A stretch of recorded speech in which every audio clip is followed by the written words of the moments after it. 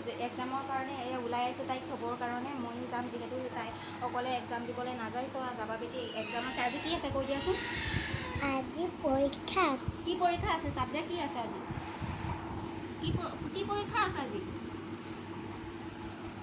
বুদ্ধি আৰু মৌখিক আৰু বুদ্ধি পৰীক্ষা বুলি কয়। মৌখিক আৰু বুদ্ধি পৰীক্ষা। আজি পৰীক্ষা আছে। যাবা বেটিৰ কাৰণে ওলাই মেলি আছোঁ।